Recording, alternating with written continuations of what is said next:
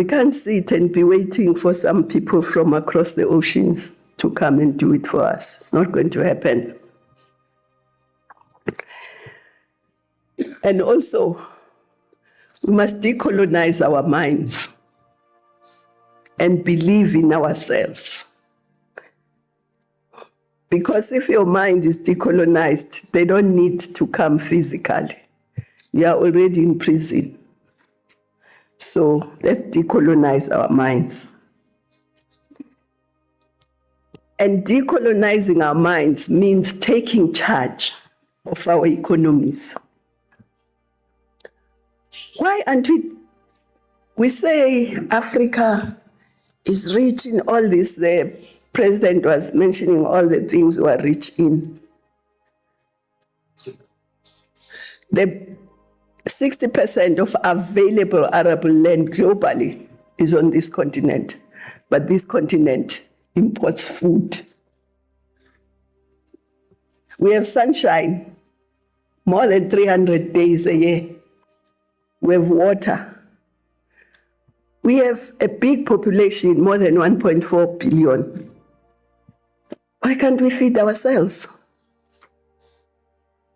Who will respect us if we can't feed ourselves? Thomas Sankara said, who feeds you controls you.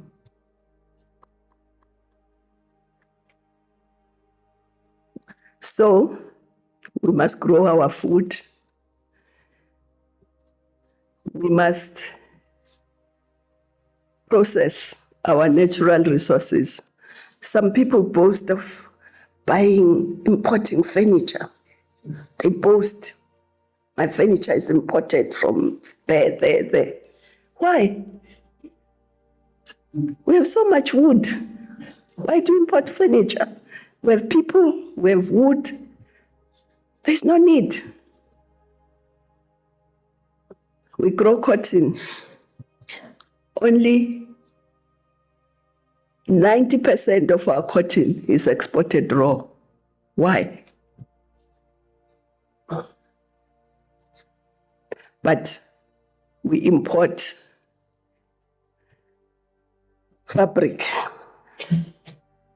And I'm glad Ghana and Cote d'Ivoire are starting to make chocolate, because we sell cocoa beans, we get 8 billion around there. But the chocolate industry is more than 100 billion. So let's take charge of our economies. Let's beneficiate our minerals. Why are we sending these minerals raw? Sending minerals raw is exploiting jobs, high-paying jobs. We remain with the mining jobs, but the high-paying jobs are exported to where the minerals will be beneficiated. And exporting something raw, they are exporting revenue, because by the time it comes back to you as finished good, it's probably 10 times or more expensive. So let's wake up. We have everything that everyone who has developed used to develop. The only thing is, we must decolonize our minds and not think. You know, I lived in Addis, as you know. And one thing I learned from Addis, maybe it's because they were never colonized, is that they believe in themselves. You know, when they were building the Renaissance Dam that is now giving them the electricity, no investor came to invest. If it was some of us, we would still be waiting for the investors. But they didn't wait. They said, okay, we'll go ahead. The government did not have all the money to build that dam. But what they did, the diaspora contributed, but the citizens, everyone who had an Ethiopian number, and I'm one of them, I had an Ethiopian number for 4.5 years when I was there. You received an SMS every day. sometimes twice a day, sometimes 3 times a day. And when you respond to that SMS, you donate $1 to that dam. Right? The citizens built that dam. They donated every day, and the dam is done now. Because they believed in themselves. Their minds were decolonized. But many of us would still be waiting for the investors to come. We wouldn't be having the electricity they are having because we are still waiting for the investors. So let's not wait. Let's do what we can do for ourselves. Also, just to give another example, when there was Ebola in those 3 countries, when we had the UN, President Obama, in a side meeting, said there are 1.4 million Africans are going to die if nothing drastic is done. The world did nothing drastic. But as Africans, we decided we're going to do something for ourselves. We called for volunteers from different countries to go and work in those countries. And indeed, we got more than 800 volunteers from different countries who went to work there. And we got business, African business, to give us money so that we can look after those people once they are there. And not even 100,000 people died, let alone the 1.4 that was. Some people, international organizations promised us money, it's still coming. So, and I interviewed 2 of the young people who volunteered, because they all came via Addis. We trained them, and then they left. One was from Kenya, and I said, what motivated you to volunteer? And he said, no, I just thought, what if this was happening in Kenya? And people were asked to come and help us, and nobody came. So I decided, no, I must go. And another one said, no, we always talk about Pan-Africanism. I thought this was a way of showing it in practice, and that's why I'm here. So I'm saying, if we put our minds to it, we can do everything on our continent. As long as we include everybody. If we exclude women and youth, forget. It's not going to happen. You can't walk on one leg and think you can compete with people who are walking with 2 legs. And women, let me tell you something.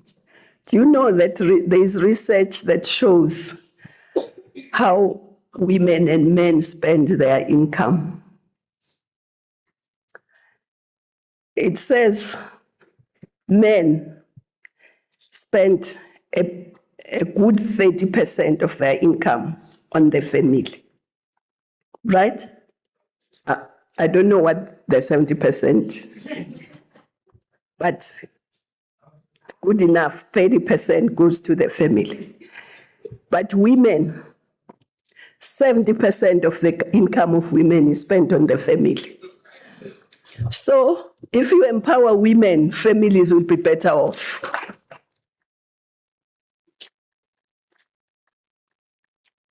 And also, there is also research that shows that companies that have more women in the management, top management, are more competitive. So it makes economic sense. So before I end, let me talk about Burkina Faso too, because I've been there recently, this year. And I'm going there end of this month again.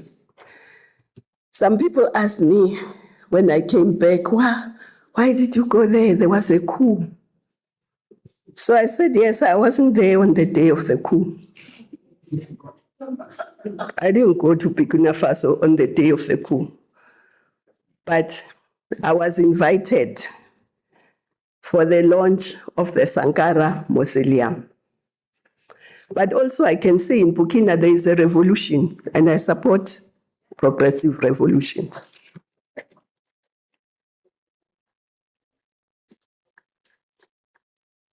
And Sankara was a progressive leader of our continent who was assassinated. He supported women, he supported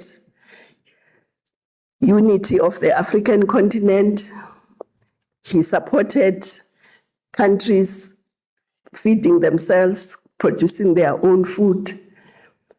And they were launching his mausoleum. But also I can see what they are doing. For me, good governance is about whether you respond to the needs of your population. It's not about anything else. Do you respond to the needs of your population? Are you spending the resources of the country for the benefit of your population? If you are, that's good governance.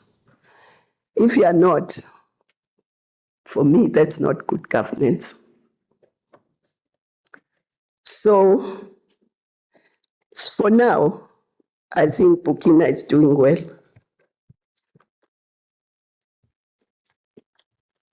I'm going there I'll be there from the 25th to the end of the month, because they are holding a big women's conference, and many women of the continent are going there.